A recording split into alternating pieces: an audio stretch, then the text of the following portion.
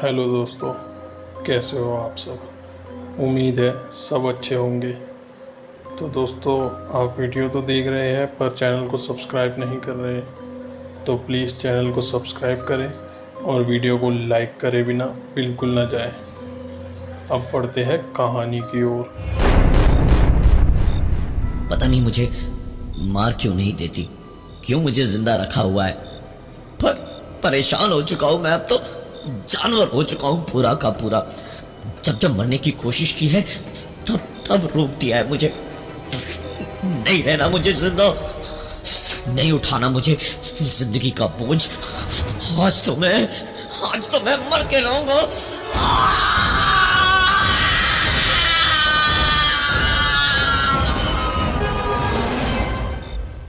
मेरा नाम ओम प्रकाश है। पागल हो चुका था मैं पूरा। खुद को मारकर ये जिंदगी का तमाशा मुझे आज खत्म करना ही करना था। मैंने सामने पड़ी ब्लेड उठाई कि अपनी कलाई आज तो काट के रहूंगा। आज खून कितना भी बहता जाए, मैं मार के रहूंगा खुद को। लेकिन ब्लेड हाथ में लेके अपनी कलाई चीर कर अपनी जिंदगी को बहा देता। उतनी देर में मेरा हाथ पूरी ताकत लगाने के बावजूद मैं हिला तक नहीं पा रहा था। मैं हिला तक नहीं पा रहा था।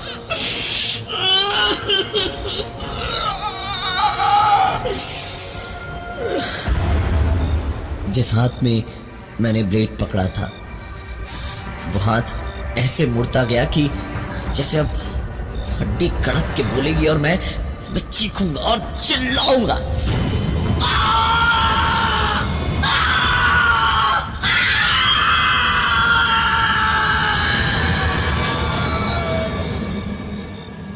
वही हुआ। हेयरलाइन फ्रैक्चर आया था, प्लास्टर करवाया और घर वापस आकर पलंग पे लेटे लेटे सोच रहा था कि क्या से क्या हो गया। अभी कल की ही बात लगती है जब मैं अपने कमरे में लेटा हुआ था और ऊपर वाले कमरे से आवाजें आ रही थी।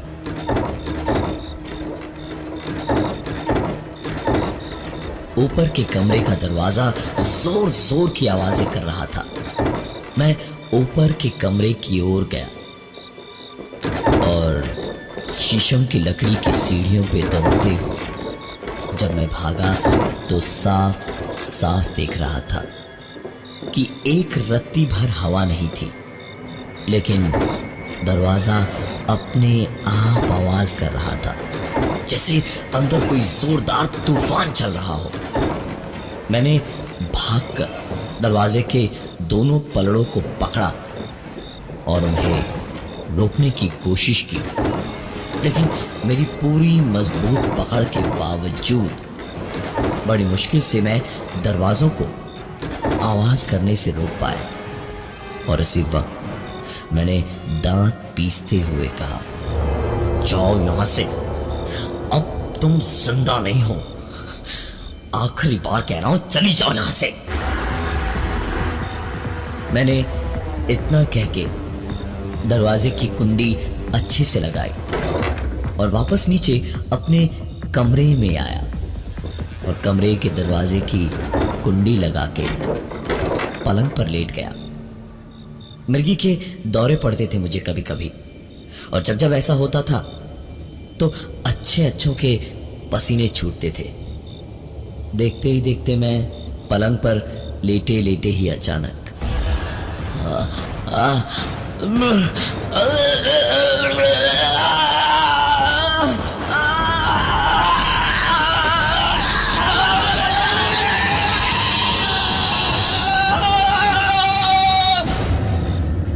इस बार ये दौरा कुछ ज्यादा ही भयानक था।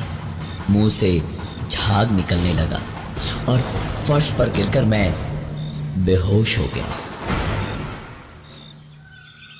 अगली सुबह ठंडी ठंडी हवा चेहरे पर पड़ी तो आंख खोली तो मैंने देखा ऊपर वाले कमरे के धीमे धीमे हवा से खुलते और बंद होते दरवाजे के सामने मैं आधा फर्श पर और आधा सीढ़ियों पर पड़ा था। एक झटके से मैं उठा और आंखें मलकर दोबारा देखा कि कहीं गलत तो नहीं देख रहा हूं मैं। तो दोबारा आंखें खोल के खुद को वहीं सीढ़ियों पर पाया। मैं तुरंत नीचे वापस अपने कमरे में भागा, लेकिन दरवाजा जो मैंने रात को अंदर से बंद किया था वो अभी भी अंदर से ही बंद था। मैंने लाख कोशिश की दरवाजे को खींच के धक्के देकर खोलने की, लेकिन दरवाजा नहीं खुला। आखिरकार मैंने साफ साफ सुना कि कोई चलता हुआ दरवाजे तक आया और फिर दरवाजे को अंदर से किसी ने खोला और वापस अंदर ही भाग गया। दरवाजे को हल्का सा धक्का दिया तो मैंने दरवाजे के खुलते ही किसी के पैर देखे जो पलंग के नीचे छुपने से ठीक पहले दिखे थे मुझे। मैं अंदर नहीं गया, वहीं दरवाजे के बाहर नीचे झुककर बैठा और पलंग के नीचे झांका तो जो दिखा उससे मेरे हाथ पैर ठंडे पड़ गए। ऐसा लगा जैसे मैं वहीं के वहीं बेहोश हो जाऊंगा। बदन पर काबू नहीं था, अंधेरा सा छाने लगा था, पसीना रुकने का नाम नहीं ले रहा था। मैं दो ही पलों में हांफने लगा क्योंकि पलंग के नीचे दो आधी सड़ी गली लाशें पड़ी थी। मैं तुरंत किसी तरह वहां से उठा और बाहर भागा और भागते भागते सीधे पंडित जी के घर गया। उन्हें जबरदस्ती तुरंत घर लेके आया। घर में पूजा पाठ करवाई और तब कहीं जाकर सुकून आया। 1 महीने तक और कुछ भी नहीं हुआ घर में। एक दिन जब मैं अपने खेतों में दोपहर में गया तो देखा जमीन से एक कपड़े का टुकड़ा निकला हुआ था। मैंने पूरी ताकत लगाकर उसे जोर से खींचा तो उसके साथ में कुछ निकला जिसे देखते ही मेरे होश उड़ गए, क्योंकि उस कपड़े से बंधी हुई जो चीज बाहर निकली वो कुछ और नहीं, किसी इंसान की हड्डी थी। मैंने तुरंत उसे मिट्टी में गाड़ दिया और जब पूरे खेत पर नजर दौड़ाई तो पाया कि पूरे खेत में वैसे ही कपड़े जगह जगह से निकले हुए थे। दौड़ा भागा मैं तुरंत वापस घर आया। मुझे इंतजार था तो बस रात का। जैसे ही रात का अंधेरा घिरा मैं छुपते छुपाते अपने खेतों में पहुंचा और सबसे पहले मैंने एक बड़ा सा गड्ढा खोदा।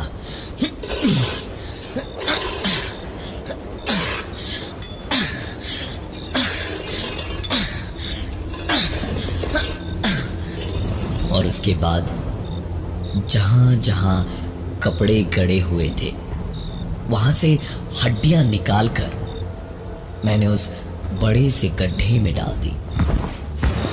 अंधेरे में फावड़ा चला चला कर हाथ मेरा कई जगह से छिल गया था और पैरों में कई जगह पर चोटें लगी थी। घर आकर मैंने जैसे ही फर्स्ट एड बॉक्स निकालने के लिए अलमारी खोली तो मेरे गले से चीख निकल गई, क्योंकि मेरे सामने अलमारी में हड्डियों का अंबार लगा था। घर के अंदर अलमारी में ऐसा नजारा देखकर मैं पूरा बर्फ जैसा ठंडा हो गया। मैं वहां से वापस बाहर भागा और अपने कमरे में आकर दरवाजे को मैंने बंद कर लिया। हांफते हांफते मैंने अपनी सांस संभाली वरना फिर से मुझे मिर्गी का दौरा पड़ जाता। चुपचाप बैठ के कुछ देर दिमाग शांत करने की कोशिश की तो कमरे की ट्यूबलाइट आवाजें करने लगी।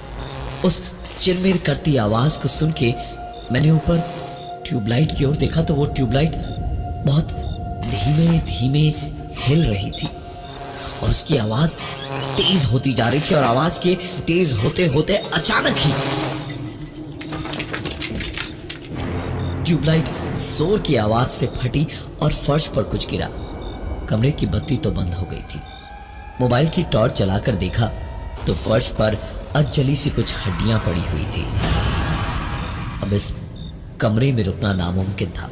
मैं तुरंत घर से बाहर भाग गया और पूरी रात बाहर चबूतरे पर ही बिताई। वापस अंदर जाने की हिम्मत नहीं थी मुझ में। अगले 1 महीने तक वक्त डरते घबराते हुए बीता, पर कुछ भी दिक्कत नहीं हुई।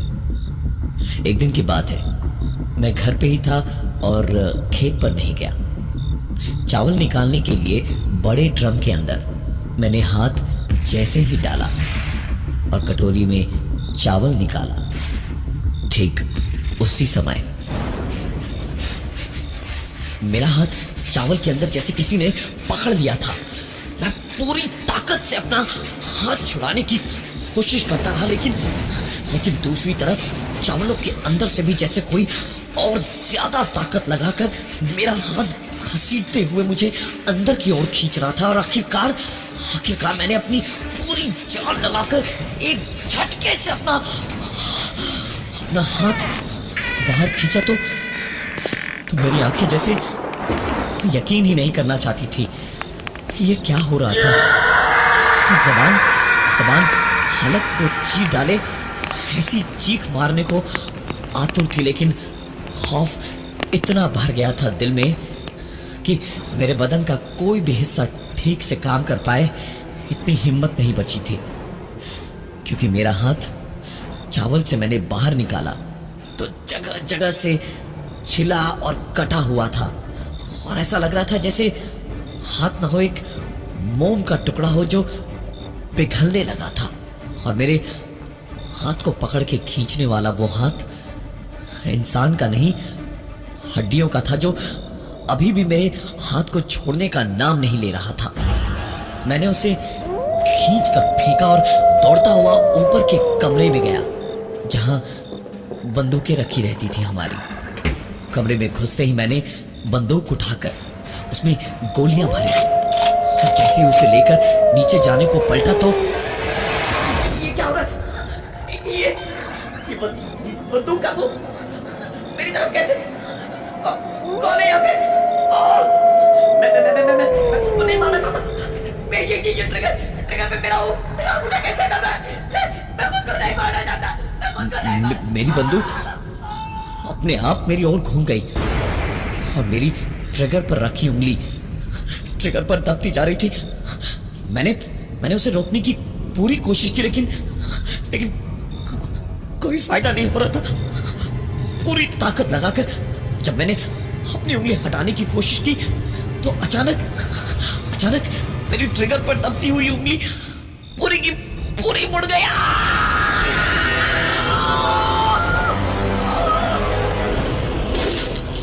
और मेरे अंगूठे की हड्डी पूरी हड्डी टूट गई। पूरी हड्डी टूट गई।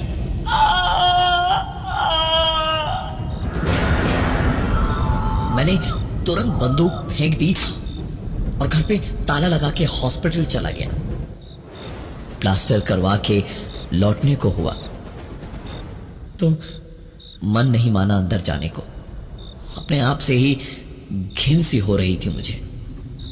जानता था मैं ये सब क्या हो रहा था और क्यों हो रहा था। ये सब कुछ मेरी रज्जो कर रही थी। मेरी जान थी रज्जो, छोटी बहन मेरी, बाबूजी की आंखों का तारा और घर का नूर। 4 पुश्तों के बाद बेटी हुई थी खानदान में। सबकी जान थी रज्जो। कभी किसी की कोई बात नहीं मानती थी। हमेशा बस अपने मन की करनी थी। गांव में स्कूल की पढ़ाई खत्म की, फिर जिद पकड़ ली कि दिल्ली जाकर पढ़ाई करनी है। बाबूजी ने बोल के भेजा था, गुड़िया पढ़ाई लिखाई जो भी करियो अच्छा करियो, मन से करियो, लेकिन बस जात बिरादरी की इज्जत पे आंच ना आवे, ध्यान रखिया, वरना पंचायत का तो तुझे पता ही है। हाँ? वो गई पढ़ने लिखने दिल्ली। पढ़ाई खत्म करके आई गांव में तो हमने उसकी शादी की बात चलाई। उसने पहले तो कुछ ना बोला, लेकिन शादी के दिन मंडप में उसको बुलाने जब मैं ऊपर उसके कमरे में गया तो कमरा बंद था।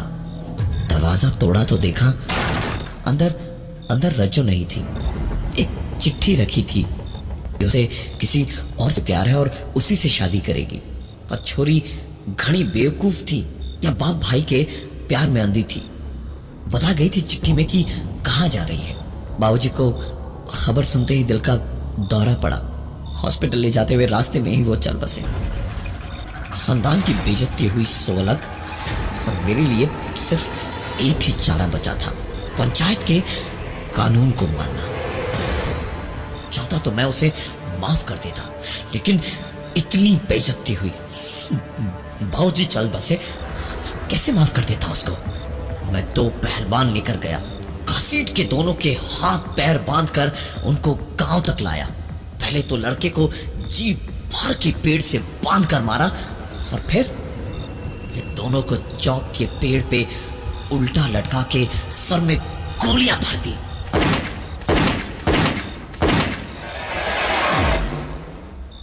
रज्जो को मेले से लाके दी हुई पायलों की आवाज आज भी सुनाई देती है। उसके बनाए खाने की खुशबू आज भी आती है, लेकिन क्या करूं। जो होना था सो वो तो हो गया।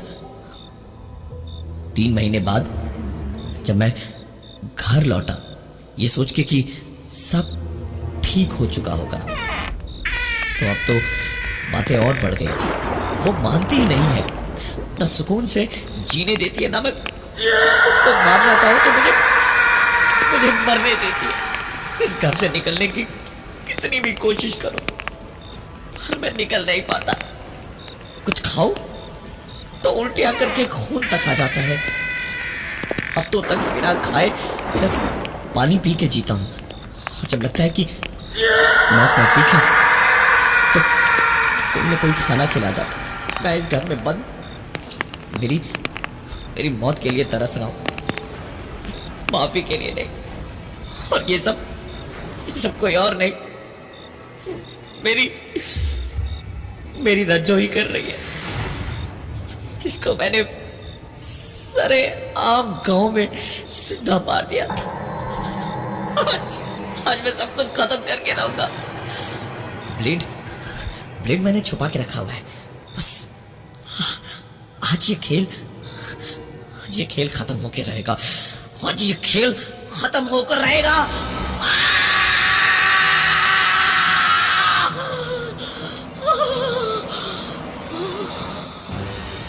इतना सब कुछ करने के बाद भी मैं खुद को नहीं मार पा रहा। मेरी रज्जो मुझे तड़पा के मारेगी। मैं इस घर में बंद हूँ, मुझे बचा लो। भैया मेरे राखी के बंधन को